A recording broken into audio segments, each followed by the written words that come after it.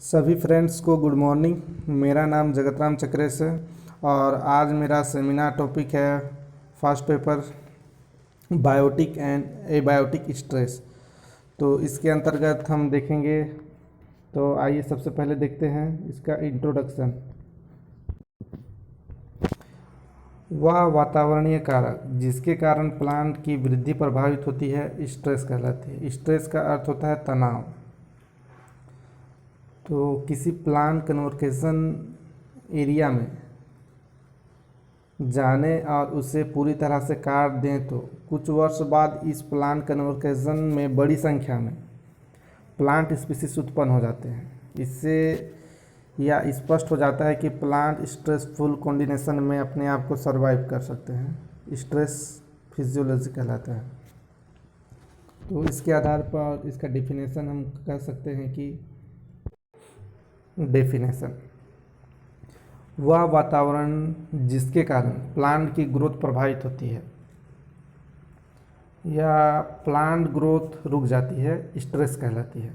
ये हो गया इसका डेफिनेशन। इसके आगे देखेंगे इसका टाइप। तो ये दो प्रकार के होते हैं। पहला है बायोटिक स्ट्रेस, दूसरा है एबायोटिक स्ट्रेस। तो सबसे पहले हम देखेंगे बायोटिक स्ट्रेस। जीवित जंतुओं द्वारा प्लांट पर पड़ने वाले प्रभाव को बायोटिक फैक्टर कहते हैं। यदि यह प्रभाव एक सीमा तक रहे तो प्लांट उसके प्रति खुद को एडजस्टमेंट कर लेता है। यदि उसके द्वारा प्रभाव बहुत कम हो जाए तो प्लांट का डेवलपमेंट रुक जाता है। यह प्रभाव बायोटिक स्ट्रेस कहलाता है। तो इसके बाद देखेंगे इफेक्ट ऑफ बायोटिक स्ट्रेस। इसके अंतर्गत कई कारणों से उत्पन्न होते हैं। यह इफेक्ट कई कारणों से उत्पन्न होता है। तो सबसे पहले है रोल ऑफ एनिमल।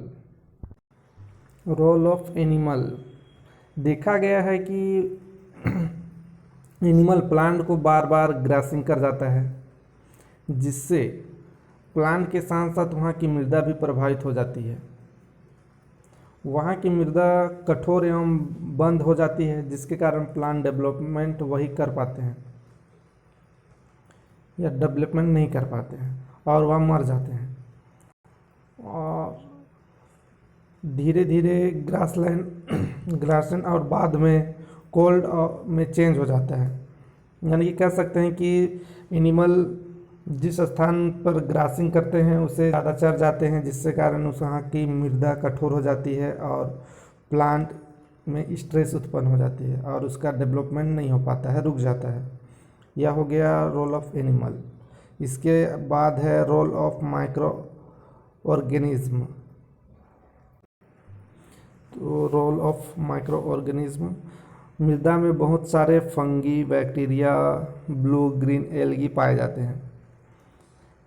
इस माइक्रो ऑर्गेनिज्म में बहुत सारी क्रियाएं होती है, जिससे मृदा की उपजाऊ शक्ति बढ़ जाती है। कुछ माइक्रो ऑर्गन स्पेनोफाइटिक में, कुछ सिम्बायोटिक के रूप में होते हैं। अतः यह माइक्रो ऑर्गेनिज्म की उपस्थिति में एक स्थान भी वनस्पतिक प्रभावित होती है, क्योंकि कुछ प्लांट के लिए माइक्रो ऑर्गेनल लाभदायक होते हैं और कुछ के लिए हानिकारक होते हैं। तो ये हो गया रोल ऑफ एनिमल, यानी रोल ऑफ एनिमल फर्स्ट और सेकंड हो गया रोल ऑफ माइक्रो ऑर्गेनिज्म। तो इसके आगे देखेंगे रोल ऑफ प्लांट किस तरह से प्लांट में स्ट्रेस उत्पन्न करते हैं।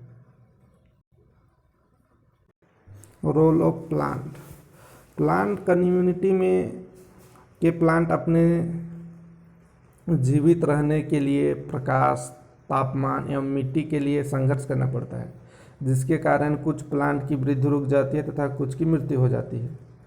तो ये हो गया रोल ऑफ प्लांट। और इसके बाद है रोल ऑफ नेचुरल। पौधे की किसी बड़ी कन्वर्सेशन एरिया के अथवा ग्रासलैंड के प्राकृतिक कारणों जैसे बाढ़ का आना, सूखा पड़ जाना, ज्वालामुखी, भौगोलिक परिवर्तन, प्लांट अपने आप को एडजस्ट नहीं कर पाते हैं, जिसके वे मरने लगते हैं।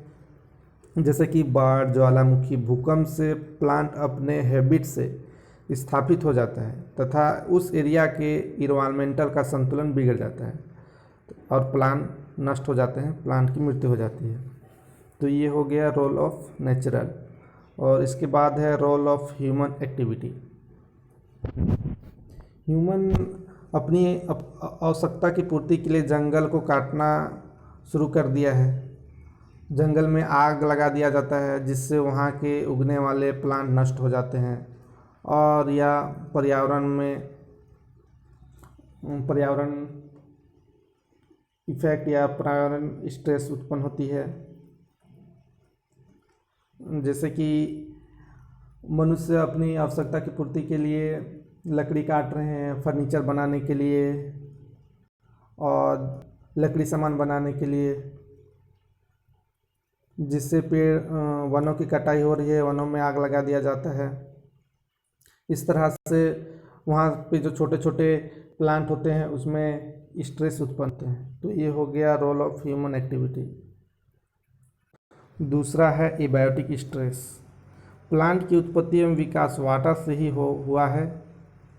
जब प्लांट को वाटर की प्राप्ति नहीं होती है तथा सूखे जैसे स्थिति हो जाती है तो उसे एबायोटिक स्ट्रेस कहते हैं। इसके अंतर्गत भी बहुत सारे इफेक्ट हैं। उनमें से है पहला, visible injury of growth inhibition. Plant का विकास पानी से ही हो रहा है या पानी की कमी के कारण धीरे धीरे उनकी वृद्धि रुक जाती है, जिससे प्लांट के बायोमास की वृद्धि कम हो जाती है तथा इसकी पत्तियों में सूखे के कारण या सूखे के लक्षण दिखाई देने लगते हैं। पानी की कमी के कारण पत्ते छोटे हो जाते हैं तथा अवशोषण धीमी हो जाती है। पत्ती छोटी हो जाती है, सिकुड़ जाती है। ये सब प्लांट में पानी यानी कि वाटर की कमी के कारण होती है। और दूसरा है inhibition of gas exchange photosynthesis. Plant का विकास या स्टोमेटा पर कॉन्डिनेशन से एब्सिसिक एसिड उत्पन्न हो जाते हैं, वहाँ पर क्लोज होने लगती है, जिससे ट्रांसक्रिप्शन फोटोसिंथेसिस की इनहेबिटेशन होने लगता है तथा CO2 अवशोषण रेट को भी प्रभावित होने लगता है। और इसके आगे है प्रेमातुर फ्लावरिंग। सूखे के कॉम्बिनेशन में फ्लावरिंग टर्मिनेशन हो जाती है,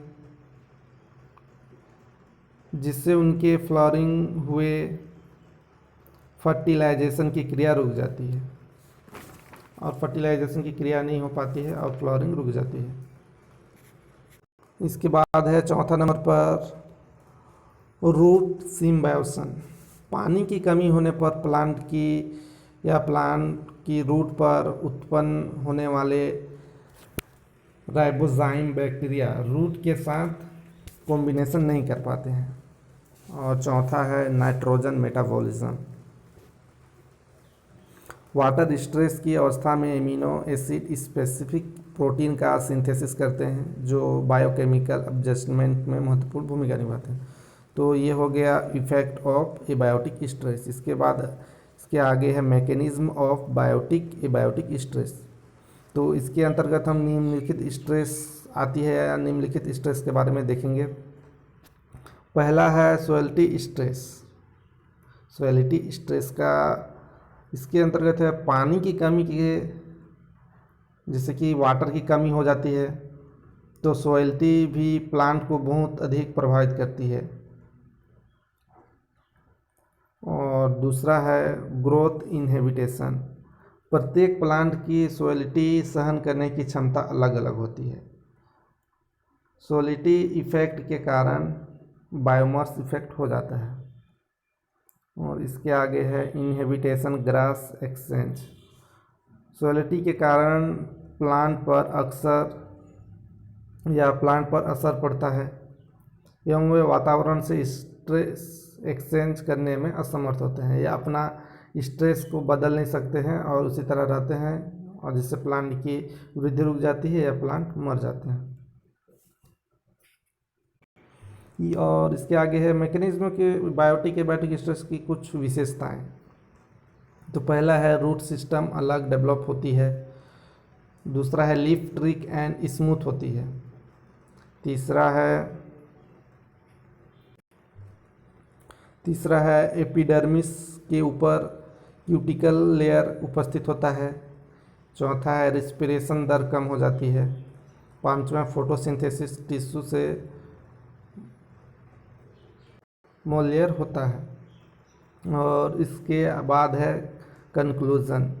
इस प्रकार हम कह सकते हैं या इस प्रकार वह फैक्टर जिसमें प्लांट का नॉर्मल ग्रोथ प्रभावित होता है स्ट्रेस कहलाता है, तथा स्ट्रेस की वजह से पौधों की वृद्धि में कठिनाई होती है, स्ट्रेस फिजियोलॉजी कहलाती है, और प्लांट की वृद्धि प्रभावित होती है जिससे प्लांट मर जाते हैं। इसके बाद है आगे रिफरेंस पहला है एंजियोस्पर्म वी सिंह डी के जैन। तो इस प्रकार मेरा सेमिनार समाप्त होता है। धन्यवाद।